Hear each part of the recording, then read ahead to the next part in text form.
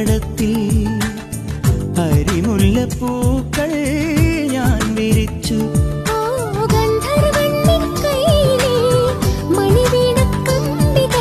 മന്ത്രിക്കും നിൻ പാട്ടിലെ മധുരാഗത്തുള്ളികൾ.